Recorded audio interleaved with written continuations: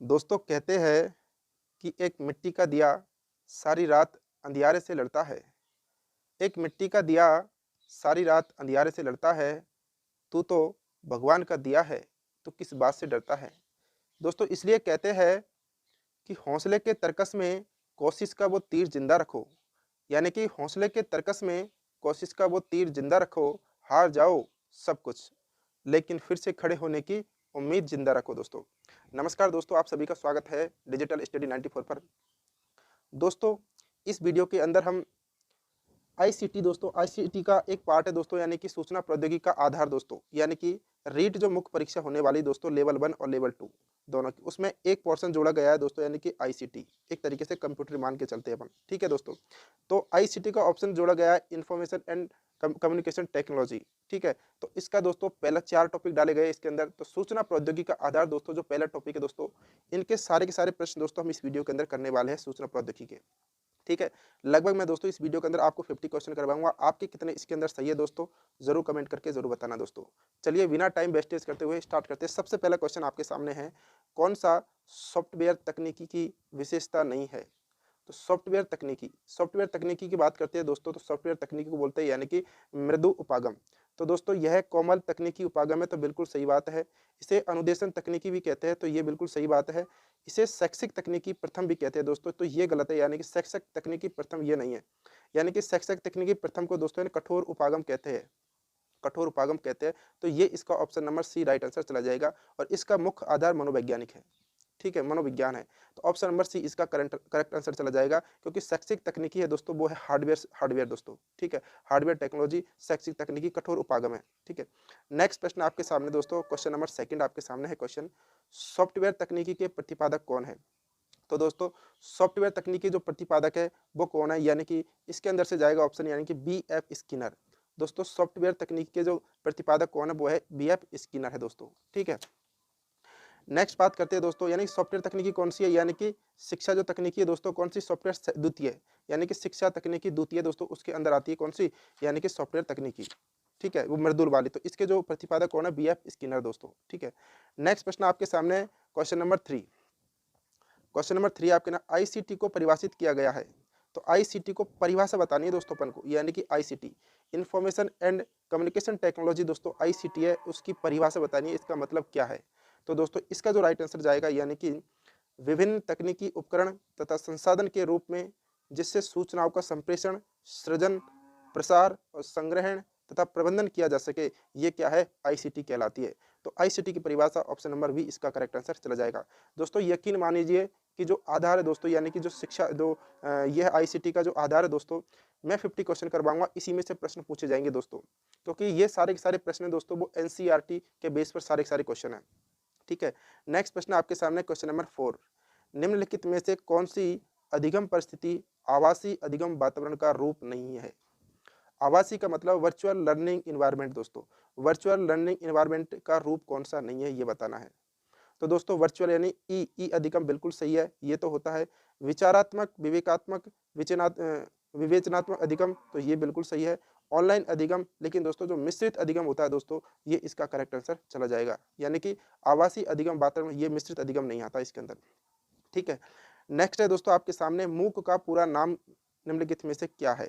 मूक का पूरा नाम बताना है कि मूक का पूरा नाम निम्नलिखित में से क्या है। तो दोस्तों मूक का पूरा नाम बता दो दोस्तों, यानी कि मूक का नाम क्या होगा। क्वेश्चन नंबर 5 का जो राइट आंसर होगा वो है, यानी कि दोस्तों मैसिव ओपन ऑनलाइन कोर्सेज, ये इसका ऑप्शन चला जाएगा मूक का, यानी कि मैसिव ओपन ऑनलाइन कोर्सेज इसका पूरा नाम हो जाएगा। ठीक है, नेक्स्ट प्रश्न दोस्तों आपके सामने क्वेश्चन नंबर 6, CIET का पूरा नाम निम्नलिखित में से क्या है। CIET का पूरा नाम क्या है दोस्तों। तो क्वेश्चन नंबर 6 का राइट आंसर क्या होगा दोस्तों, यानी क्वेश्चन नंबर 6 का होगा, यानी कि केंद्रीय शैक्षिक प्रौद्योगिकी संस्थान, यानी कि दोस्तों केंद्रीय शैक्षिक प्रौद्योगिकी संस्थान इसका पूरा नाम हो जाएगा, यानी कि central institute of educational technology, central institute of educational technology इसका पूरा नाम हो जाएगा। नेक्स्ट है क्वेश्चन नंबर 7 आपके सामने, निम्नलिखित में से कौन शिक्षण अधिगम प्रक्रिया से प्रत्यक्ष संबंधित नहीं है। तो प्रत्यक्ष रूप से संबंधित कौन सा नहीं है। तो CAL तो दोस्तों है, यानी कंप्यूटर असिस्टेड यानी कि लर्निंग, ये बिल्कुल है। और CBL भी है, यानी कि CBL भी है दोस्तों। यानी CBL का मतलब दोस्तों ये नहीं है ऑप्शन में, यानी कि ये चला जाएगा इसका right answer. Computer managed instructions है दोस्तों, और CAI यानी कंप्यूटर असिस्टेड इंस्ट्रक्शन दोस्तों ये है। लेकिन ऑप्शन नंबर बी इसका राइट आंसर चला जाएगा, ये प्रत्यक्ष रूप से संबंधित नहीं है शिक्षण अधिगम प्रक्रिया से। प्रश्न आपके सामने क्वेश्चन नंबर 8, निम्न में से कौन सा ICT का पाठ्य सहगामी उपयोग है? ICT का इंफॉर्मेशन एंड कम्युनिकेशन टेक्नोलॉजी का पाठ्य सहगामी उपयोग कौन सा है दोस्तों? तो क्वेश्चन नंबर 8 का जो राइट आंसर होगा, यानी कि यह है इसके अंदर स्कूल पत्रिका प्रकाश करना, इसका राइट आंसर चला जाएगा। ठीक है, ICT का पाठ्य सहगामी उपयोग है स्कूल पत्रिका प्रकाशन करना, इसका राइट आंसर होगा। प्रश्न है आपके सामने क्वेश्चन नंबर 9, देखिए मैसिव ओपन ऑनलाइन कोर्स यानी कि MOOC मूक की बात की जा रही है। मैसिव ओपन ऑनलाइन कोर्स के लिए भारतीय माध्यम है दोस्तों। तो कौन सा माध्यम है जिससे, यानी कि मैसिव ओपन ऑनलाइन कोर्स के लिए माध्यम कौन सा, वो है स्वयं दोस्तों। यानी कि कौन सा है, स्वयं इसका क्या है माध्यम है, यानी कि SWAYAM इसका माध्यम है दोस्तों, किसका, यानी कि मूक का, ये इसका माध्यम है स्वयं। इसकी जो फुल फॉर्म होती है study web active learning young aspiring दोस्तों माइंड्स, इसकी फुल फॉर्म होती है। साक्षात यानी कि साक्षात मानव संसाधन विकास मंत्रालय द्वारा ICT पर लाई गई है। तो दोस्तों ये क्या है, पर लाई गई है, क्या एक किताब है, क्या एक परियोजना है, क्या एक अभियान है, या फिर एक वन स्टॉप पोर्टल है? तो दोस्तों इसका जो राइट आंसर है, यानी कि ये एक वन स्टॉप पोर्टल है। ठीक है, साक्षात। नेक्स्ट है आपके सामने दोस्तों क्वेश्चन नंबर 11 आपके सामने उपस्थित है। शैक्षिक तकनीक के मृदु उपागम के जनक कौन थे दोस्तों? वहां पर पूछा दोस्तों शैक्षिक तकनीक के मृदु उपागम। मृदु उपागम का मतलब दोस्तों यानी कि सॉफ्टवेयर सिस्टम की बात कर रहा है, तो इसके जनक कौन है? तो वो ये दोस्तों यानी कि VF स्किनर, इसका राइट आंसर चला जाएगा। प्रश्न है आपके सामने सूचना एवं संप्रेषण तकनीकी द्वारा शिक्षा एक राष्ट्रीय अभियान के संदर्भ में कौन सा कथन असत्य नहीं है? असत्य नहीं है बताना, असत्य नहीं है का मतलब होता है सही बताना दोस्तों, सूचना एवं संप्रेषण तकनीक के बारे में। तो ई विषय वस्तु का उत्पादन जैविक उपस्थिति प्रमाण दोस्तों ये सही नहीं है, मतलब ये तो गलत है, ये भी गलत है। और विद्यालयों का तकनीकी क्षेत्र से बाहर रखना ये भी गलत है, किताबी ज्ञान को समाप्त करना ये भी गलत है। तो इसका मतलब हुआ दोस्तों, यानी इसका जो राइट आंसर चला जाएगा ऑप्शन नंबर ए चला जाएगा, ई विषय वस्तु का उत्पादन करना। ठीक है, इसका असत्य नहीं है, मतलब इसने बोला कि सत्य पूछा है एक तरह से, सत्य क्या है, तो सत्य कौन सा होगा, ई विषय वस्तु का उत्पादन। नेक्स्ट है आपके सामने ICT से आशय क्या है? अब बताना ICT से क्या है। ICT से आशय है कि सूचना एवं संप्रेषण तकनीकी, information and communication technology, ICT का उपयोग किया जाता है। ICT का उपयोग कहाँ किया जाता है दोस्तों? यानी कि ICT का जो उपयोग है वो यानी कि प्रदत्त विश्लेषण में, बिल्कुल, यानी कि प्रदत्त विश्लेषण करने में, प्रदत्त व्याख्या करने में, सूचनाओं को एकत्रित करने में और उपरोक्त सभी। तो ऑप्शन नंबर चल जाएगा, ऑप्शन नंबर डी इसका करेक्ट आंसर चला जाएगा। प्रश्न है आपके सामने क्वेश्चन नंबर 15, मुख्यतः शैक्षिक कंप्यूटर प्रयुक्त किया जाता है। मुख्यतः जो शैक्षिक कंप्यूटर होते हैं दोस्तों वो मुख्यतः प्रयोग किया जाता है। तो किस में प्रयोग किया जाता है मुख्यतः? यानी कि शोध उपकरण हेतु, तो बिल्कुल सही बात है, शिक्षक अधिगम हेतु और प्रबंध उपकरण हेतु बिल्कुल किया जाता है। तो ऑप्शन नंबर डी इसका करेक्ट आंसर चला जाएगा। प्रश्न है आपके सामने क्वेश्चन नंबर 16, सूचना एवं संचार प्रौद्योगिकी क्या है? सूचना एवं संचार प्रौद्योगिकी क्या है दोस्तों? तो सूचना एवं संचार प्रौद्योगिकी क्या है? ये दोस्तों एक प्रभावशाली सूचना की प्रक्रिया है। एक प्रभावशाली सूचना की क्या है प्रक्रिया? प्रदत्त एकत्रीकरण की प्रक्रिया नहीं है, मूल्यांकन की प्रक्रिया, आंतरिक तकनीक प्रक्रिया, ये गलत है दोस्तों। जो राइट आंसर होगा यानी कि प्रभावशाली सूचना की एक प्रक्रिया है दोस्तों, सूचना एवं संचार प्रौद्योगिकी। ICT क्या है? एक प्रभावशाली सूचना की एक प्रक्रिया है। तो ऑप्शन नंबर 1 इसका राइट आंसर चला जाएगा। प्रश्न देखिए क्वेश्चन नंबर 17, सूचना प्रौद्योगिकी के कार्य क्या है? सूचना प्रौद्योगिकी के कार्य बताना दोस्तों, सूचनाओं का संग्रहण करना, सूचनाओं का संप्रेषण करना, सूचनाओं को प्रोसेसिंग करना, ऑल ऑफ दीज यानी उपरोक्त सभी। तो दोस्तों ऑप्शन नंबर डी इसका राइट आंसर चला जाएगा। ठीक है, नेक्स्ट है आपके सामने सूचना प्रौद्योगिकी युग का सूत्रपात किसके आविष्कार के कारण हुआ दोस्तों? यानी कि सूचना प्रौद्योगिकी है, युग का जो सूत्रपात है किसके आविष्कार के बाद हुआ था, किसके आविष्कार के कारण हुआ था? तो दोस्तों कंप्यूटर के आविष्कार के कारण हुआ था दोस्तों। ठीक है, नेक्स्ट है आपके सामने क्वेश्चन नंबर 19, कंप्यूटर शब्द की उत्पत्ति अंग्रेजी के कंप्यूट शब्द से हुई है, इसका अर्थ क्या होता है? इसका अर्थ होता है गणना करने वाला। ठीक है दोस्तों, इस वीडियो के अंदर हम सूचना तकनीकी के जो दो आधार है दोस्तों, पहला टॉपिक है दोस्तों इसके अंदर, यानी कि जो इसके जो टॉपिक है दोस्तों यानी सूचना तकनीकी के, वो 4 टॉपिक दिए गए हैं, जिनमें से पहला टॉपिक है दोस्तों यानी कि सूचना प्रौद्योगिकी के आधार, वो हम इस वीडियो के अंदर उनके क्वेश्चन जितने भी प्रश्न दोस्तों इंपॉर्टेंट वो कर रहे हैं। और ये दोस्तों आने वाली एग्जाम है दोस्तों, रीट मुख्य परीक्षा, उसके लिए वेरी वेरी इंपॉर्टेंट रहेगा दोस्तों। ठीक है, प्रश्न आपके सामने 20 नंबर का, वह स्वचालित इलेक्ट्रॉनिक जो प्रोग्राम के नियंत्रण द्वारा दिए गए अपरिष्कृत आंकड़ों को अर्थपूर्ण सूचनाओं में परिवर्तित कर सकती है, क्या कहलाता है? वो क्या कहलाता है? कंप्यूटर कहलाता है दोस्तों। तो क्वेश्चन नंबर 20 का राइट आंसर हो जाएगा ऑप्शन नंबर बी। कंप्यूटर में प्रोग्राम किसे कहते हैं? कंप्यूटर में प्रोग्राम किसे कहते हैं? प्रोग्राम क्या है दोस्तों कंप्यूटर के अंदर? तो दोस्तों कंप्यूटर के अंदर प्रोग्राम है, यानी कि कंप्यूटर की किसी विशिष्ट भाषा में लिखे गए निर्देशों का समूह क्या है? कंप्यूटर में प्रोग्राम है दोस्तों। प्रोग्राम क्या होता है कि कंप्यूटर की किसी विशिष्ट भाषा में लिखे गए निर्देशों का समूह दोस्तों क्या है? प्रोग्राम है। ठीक है, नेक्स्ट प्रश्न आपके सामने क्वेश्चन नंबर 22 है आपके सामने, अनुप्रयोगों के आधार पर कंप्यूटर का कितने प्रकारों में वर्गीकृत किया गया है? तो दोस्तों 3 प्रकार में वर्गीकृत किया गया है। एक तो है दोस्तों यानी कि एनालॉग कंप्यूटर, एक है डिजिटल कंप्यूटर, एक है हाइब्रिड कंप्यूटर। तो 3 प्रकार के कंप्यूटरों में वर्गीकृत किया गया है। एनालॉग होता है दोस्तों भौतिक राशियां जो मापती है दोस्तों, वो एनालॉग कंप्यूटर होता है। और डिजिटल यानी कि डिजिट में होता है 0 और 1, तो वो डिजिटल कंप्यूटर होगा। और उसके बाद है दोस्तों हाइब्रिड कंप्यूटर। हाइब्रिड कंप्यूटर दोस्तों दोनों इंक्लूड हो जाते हैं। एनालॉग कंप्यूटर का उदाहरण क्या है? तो एनालॉग कंप्यूटर यानी कि दोस्तों जो भौतिक राशियां मापते हैं, यानी कि दूरी की भौतिक राशियां मापता है। स्पीडोमीटर क्या मापता है? चाल को मापता है मीटर प्रति सेकंड के अंदर। तो ये भौतिक राशियां मापता है, तो स्पीडोमीटर हो जाएगा इसका ऑप्शन। अंकों यानी बाइनरी डिजिट के रूप में उपलब्ध डाटा पर कौन सा कंप्यूटर कार्य करता है? तो डिजिट यानी कि बाइनरी, बाई ट्राई टेट्रा है। तो दोस्तों ये यानी बाई यानी 0 और 1, यानी कि ये है डिजिट। तो डिजिटलीकरण यानी कि डिजिटल कंप्यूटर पर आधारित है। ठीक है, अंकों में उपलब्ध डाटा कौन सा कंप्यूटर कार्य करता है? वो है डिजिटल कंप्यूटर। प्रश्न है आपके सामने 25,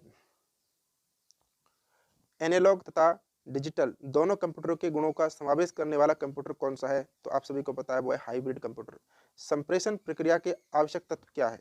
तो दोस्तों संप्रेषण जो प्रक्रिया है उसके आवश्यक तत्व है, यानी कि स्रोत, संदेश और माध्यम, एनकोडिंग करना किसी सूचना को, फिर वापस डिकोडिंग करना, प्रतीक भी है, विचार, उद्देश्य और संकेत। तो दोस्तों यानी ऑप्शन नंबर सी इसका करेक्ट आंसर चला जाएगा। 1, 2 और 3 इसका राइट आंसर होगा। पृष्ठ पोषण करना, संदेश करना ये नहीं होगा दोस्तों। ठीक है, कक्षा में परस्पर संवाद से क्या उभर कर आना चाहिए? अगर कक्षा के अंदर परस्पर संवाद करें दोस्तों तो क्या आता है? यानी कि विचार उभर करके आते हैं, मन में क्या आते हैं? विचार उभर करके आते हैं। ठीक है, तो ऑप्शन नंबर सी इसका राइट आंसर चला जाएगा। क्वेश्चन नंबर 28 है आपके सामने, संप्रेषण के तुल्यकालिक माध्यम है। 28 है आपके सामने, संप्रेषण का तुल्यकालिक माध्यम क्या है? यानी संप्रेषण करने के लिए दोस्तों यानी किससे कर सकते हैं? चैट कर सकते हैं, वीडियो कॉन्फ्रेंसिंग के माध्यम से कर सकते हैं, टेली कॉन्फ्रेंसिंग के माध्यम से। तो ऑप्शन नंबर 4 इसका करेक्ट आंसर दोस्तों, डी इसका राइट आंसर चला जाएगा। कंप्यूटर एक शिक्षक की तरह कार्य करता है। कंप्यूटर एक शिक्षक की तरह कार्य करता है दोस्तों। तो कार्य करता है यानी खोज प्रणाली, अनुकरण प्रणाली, या शिक्षक प्रणाली, या फिर अभ्यास या पुनर्अभ्यास। तो 29 का जो राइट आंसर होगा यानी कि दोस्तों शिक्षण प्रणाली के रूप में, यानी कि कंप्यूटर एक शिक्षक की तरह कार्य करता है। शिक्षण प्रणाली, यह है शिक्षक नहीं है, शिक्षण प्रणाली है दोस्तों, शिक्षण प्रणाली में आ जाएगा दोस्तों। इसका ऑप्शन नंबर सी इसका राइट आंसर चला जाएगा। प्रश्न है आपके सामने, कंप्यूटर सहायक अनुदेशन यानी कि CAI, कंप्यूटर सहायक अनुदेशन के लिए जिस विशेषज्ञ की आवश्यकता होती है वो है कंप्यूटर अभियंता यानी कंप्यूटर इंजीनियर की आवश्यकता होती है। संकेत, संप्रेषण के साधन, मुख्य संकेतों में हम सम्मिलित करते हैं, क्या सम्मिलित करते हैं? यानी कि बोले गए शब्द, चिन्ह, हावभाव। तो दोस्तों ऑप्शन नंबर 4 इसका राइट आंसर चला जाएगा। क्वेश्चन नंबर 32 है, संप्रेषण प्रक्रिया का मॉडल कौन सा है? तो संप्रेषण प्रक्रिया यानी जब कम्युनिकेशन करते हैं हम, उसका मॉडल क्या है? यानी कि सेंडर होता है, फिर मीडियम होता है, फिर संदेश प्राप्त करता है यानी कि रिसीवर होता है। तो ऑप्शन नंबर 1 इसका राइट आंसर चला जाएगा। क्वेश्चन नंबर 33, प्रभावशाली संप्रेषण की क्यों आवश्यकता होती है? यानी कि जो इफेक्टिव जो कम्युनिकेशन है दोस्तों उसकी आवश्यकता क्यों होती है? क्योंकि दोस्तों प्रभावशाली शिक्षण हेतु विद्यार्थियों द्वारा विशेष सामग्री स्पष्ट हो सके, इसलिए यानी कि प्रभावशाली अगर संप्रेषण होगा तो अगर बच्चों को पढ़ाएंगे तो दोस्तों यानी कि उनका जो विशेष सामग्री है वो स्पष्ट हो सके, एक दूसरे को समझ सके। तो ऑप्शन नंबर कौन सा चला जाएगा? डी इसका राइट आंसर चला जाएगा। प्रश्न आपके सामने, ICT सह शिक्षण विद्या प्रयुक्त करने पर, ICT information and communication technology सह शिक्षण विद्या प्रयुक्त करने पर क्या होगा दोस्तों? यानी कि अध्यापक की आवश्यकता नहीं रहेगी, अध्यापक पर कार्यभार अत्यधिक हो जाएगा, फिर अध्यापक की भूमिका सुविधा प्रदाता के रूप में रहेगी। तो ऑप्शन नंबर यानी कि क्या चला जाएगा, 34 का क्या राइट आंसर होगा, यानी कि अध्यापक की भूमिका सुविधा प्रदाता के रूप में रहेगी दोस्तों, यानी कि अध्यापक की भूमिका केंद्रित नहीं रहेगी दोस्तों, ये भी गलत है। अध्यापक पर कार्यभार दे, ये भी गलत है, और ये भी गलत है, तो ऑप्शन नंबर सी इसका राइट आंसर चला जाएगा। ठीक है, नेक्स्ट क्वेश्चन आपके सामने है 35। संप्रेषण का कार्य क्या है? संप्रेषण का कार्य है, संप्रेषण का कार्य होता है यानी कि अभिप्रेरणा, सूचना का आदान प्रदान करना, और शिक्षा एवं प्रशिक्षण में दोस्तों इसका कार्य होता है संप्रेषण करने का। ठीक, संप्रेषण का मतलब होता है यानी कम्युनिकेशन करने, कम्युनिकेशन करने। कंप्यूटर सहायक अनुदेशन यानी कि कंप्यूटर असिस्टेड इंस्ट्रक्शन क्या कहलाता है? तो दोस्तों ये एक इलेक्ट्रॉनिक ब्रेन कहलाता है। CAI क्या, एक इलेक्ट्रॉनिक ब्रेन कहलाता है। क्वेश्चन नंबर 37 देखिए, संप्रेषण की प्रकृति क्या होती है? संप्रेषण की प्रकृति दोस्तों क्या होती है, यानी कि सूचना प्रदान करने की प्रक्रिया संप्रेषण की प्रकृति होती है, यानी सूचना प्रदान करने की प्रक्रिया कहलाती है, संप्रेषण की प्रकृति होती है। कक्षा कक्ष में संप्रेषण के विभिन्न स्वरूप कौन से हैं? तो दोस्तों आप सभी को पता है कि इन संप्रेषण के कितने रूप होते हैं, दो होते हैं, एक तो शाब्दिक और एक अशाब्दिक। शाब्दिक दो प्रकार के होते हैं, लिखित और अलिखित। और दोस्तों अशाब्दिक की बात करते हैं, वाणी यानी बोल करके वाणी संकेत होता है, चक्षु यानी आंखों से यानी चक्षु संकेत होता है, और स्पर्श संकेत होता है। तो दोस्तों इसका जो राइट आंसर चला जाएगा, यानी कि लिखित भी होता है, मौखिक भी होता है, और सांकेतिक भी होता है। ऑप्शन नंबर कौन सा चला जाएगा? ऑप्शन नंबर डी इसका राइट आंसर चला जाएगा। विद्यार्थियों में संप्रेषण का अभिप्राय क्या है? संप्रेषण का क्या अभिप्राय है दोस्तों विद्यार्थियों में? उन्हें कार्य करने हेतु कहना, विचारों का आदान प्रदान करना, इसका राइट आंसर चला जाएगा। यानी विचारों का ही आदान प्रदान करना क्या कहलाता है? संप्रेषण कहलाता है, कम्युनिकेशन कहलाता है। शैक्षिक तकनीकी तृतीय, शैक्षिक तकनीकी तृतीय को जिस नाम से भी जाना जाता है वो है दोस्तों प्रणाली विश्लेषण के नाम से जाना जाता है, सिस्टम एनालिसिस के नाम से जाना जाता है। हार्डवेयर उपागम को दोस्तों यानी कि प्रथम तकनीक, शैक्षिक तकनीकी प्रथम कौन सी आती है? हार्डवेयर। सॉफ्टवेयर उपागम यानी मृदुल उपागम वो है, यानी कौन सी? द्वितीय तकनीक के अंदर आ जाता है। प्रश्न आपके सामने है 41। शिक्षा तकनीकी का आविर्भाव जिनसे हुआ है, किससे हुआ? यानी कि भौतिकी और इंजीनियरिंग से दोस्तों इसका हुआ है। शिक्षा तकनीक का आविर्भाव किससे हुआ? यानी भौतिकी और इंजीनियरिंग से दोस्तों, इंजीनियरिंग से दोस्तों ये हुआ है। ठीक है, नेक्स्ट क्वेश्चन आपके सामने है दोस्तों 42। कौन सा कंप्यूटर सहायक अनुदेशन का प्रकार नहीं है? यानी कंप्यूटर सहायक अनुदेशन, कंप्यूटर असिस्टेड अनुदेशन, CAI का प्रकार कौन सा नहीं है दोस्तों? तो कौन सा नहीं होगा? रिकॉर्डिंग मशीन दोस्तों, हमने दोस्तों आपने ही पढ़ा होगा, सूचनात्मक कंप्यूटर सहायक अनुदेशन होता है, अनुरूपित प्रकार का अनुदेशन होता है, शैक्षिक गेम्स के रूप में अनुदेशन, लेकिन रिकॉर्डिंग मशीन दोस्तों ये नहीं होता। प्रश्न आपके सामने 43। मुख्यतः शैक्षिक कंप्यूटर प्रयुक्त किया जाता है, शैक्षिक कंप्यूटर प्रयुक्त किया जाता है दोस्तों, यानी कि शोध उपकरण हेतु, शिक्षण अधिगम हेतु, और प्रबंध उपकरण हेतु। तो उपरोक्त सही, यानी कि ऑप्शन नंबर डी इसका राइट आंसर चला जाएगा। अब प्रश्न देखते हैं 44 नंबर का, कंप्यूटर सह अधिगम की विशेषता है। कंप्यूटर सह अधिगम की कौन सी विशेषता है? यानी कि ये विशेषता शिक्षण कार्य आसान हो जाता है, यानी कंप्यूटर सह अधिगम की विशेषता बतानी है। पाठ्यक्रम आसानी से पूरा हो जाता है, प्रतिभाशाली बालकों के लिए उपयोगी होता है, विद्यार्थी अपनी गति से सीख लेते हैं दोस्तों, ये बिल्कुल सही है। जैसे अभिक्रमित अनुदेशन आपने पढ़ा हो दोस्तों, तो सह अधिगम की विशेषता होती है, यानी कि विद्यार्थी अपनी गति से सीख लेते हैं। प्रश्न आपके सामने 45। निम्न में से संप्रेषण यानी कम्युनिकेशन प्रक्रिया का मुख्य भाग नहीं है, यानी कौन सा भाग नहीं है? यानी कि दोस्तों संदेश भेजना बिल्कुल भाग है, संदेश बनाना, संदेश लिखना, लेकिन जांच करना यानी कि जांच करना ये किसका भाग नहीं है? संप्रेषण जो कम्युनिकेशन प्रोसेस का भाग नहीं है। श्रेष्ठ संप्रेषण के सिद्धांत क्या है? श्रेष्ठ संप्रेषण के सिद्धांत है सूचनाओं की स्पष्टता, सूचनाओं का प्रसारण और पर्याप्त सूचनाएं। तो उपरोक्त सही इसका राइट आंसर चला जाएगा।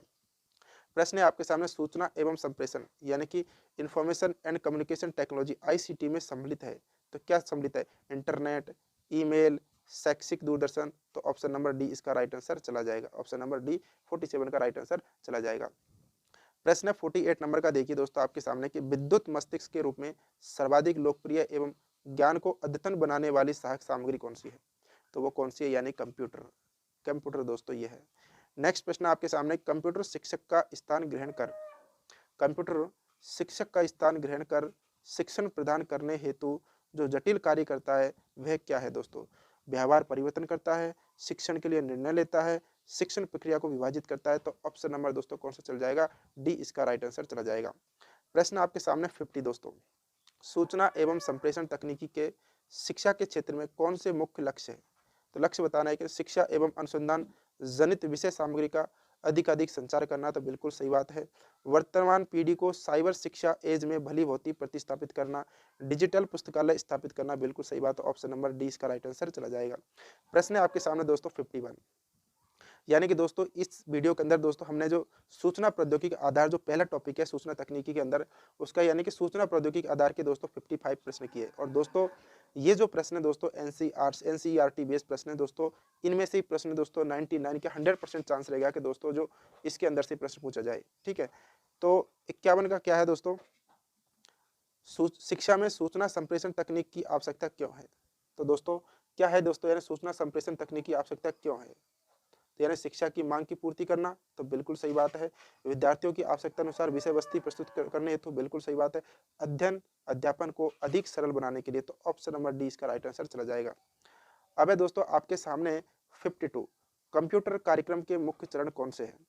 समस्या की सूची बनाना, समस्या को चरणबद्ध करना, रेखा चित्र द्वारा विस्तार से चरण स्पष्ट करना, इसका राइट आंसर डी चला जाएगा। सूचना संप्रेषण तकनीकी विद्यार्थियों में अभिप्रेरणा बढ़ाती है, तो बिल्कुल सही बात है। विद्यार्थियों की निष्पत्ति बढ़ाती है, बिल्कुल सही बात है। उच्च स्तरीय चिंतन को प्रोत्साहित करती है, तो ऑप्शन नंबर डी इसका राइट आंसर चला जाएगा। अब देखते हैं दोस्तों, यानी कि सेकंड एंड लास्ट क्वेश्चन आपके सामने है, दो या दो से अधिक व्यक्तियों के मध्य तथ्यों, विचारों, मतों तथा भावनाओं का आदान प्रदान क्या कहलाता है दोस्तों, तो क्या कहलाता है, संप्रेषण कहलाता है, कम्युनिकेशन कहलाता है। ठीक है, और लास्ट प्रश्न दोस्तों आपके सामने, शैक्षिक तकनीकी जिसका उद्गम भौतिक विज्ञान एवं अभियांत्रिकी से है। शैक्षिक भौतिक विज्ञान एवं अभियांत्रिकी यानी कि किसकी बात कर रहा है, एनालॉग कंप्यूटर की बात कर रहा है। भौतिक विज्ञान जो भौतिक राशियां नापी जाती है, तो इसके अंदर दोस्तों यानी कौन सी नीति थी, यानी शैक्षिक तकनीकी प्रथम, और शैक्षिक तकनीकी प्रथम को कठोर उपागम कहते हैं। तो ऑप्शन नंबर ए और सी इसका राइट आंसर चला जाएगा। तो दोस्तों इस वीडियो के अंदर हमने 55 प्रश्न किए हैं। सूचना तकनीकी आधार एक टॉपिक है दोस्तों, उस पर आधारित 55 प्रश्न किए। आपके दोस्तों इसके अंदर से कितने क्वेश्चन सही है जरूर कमेंट करके जरूर बताइए दोस्तों। ठीक है, और दोस्तों 4 टॉपिक है जिनमें से एक टॉपिक के प्रश्न मैं ला चुका हूं, और 3 टॉपिक और बचेंगे दोस्तों, टूल्स वगैरह है, अनुप्रयोग वगैरह है, तो इनके सारे के सारे दोस्तों 4 वीडियो आएगी इनकी।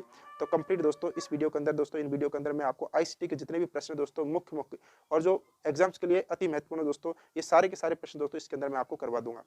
तो इस वीडियो के अंदर दोस्तों यहाँ तक ही कैसी लगी दोस्तों वीडियो आपको, अगर दोस्तों आपके लिए हेल्पफुल रहती है तो दोस्तों एक लाइक जरूर कीजिएगा, और अगर आप हमारे यूट्यूब चैनल पर नए हो तो प्लीज़ सब्सक्राइब और पास में बेल आइकन को ऑन कर लेना। जैसे ही मैं वीडियो डालूंगा सबसे पहले आपके पास पहुंच जाएगा दोस्तों। ठीक है, नोटिफिकेशन पहुंच जाएगा। तो इस वीडियो में दोस्तों यहाँ तक ही बहुत बहुत धन्यवाद। थैंक यू वेरी मच दोस्तों। जय हिंद, जय भारत दोस्तों।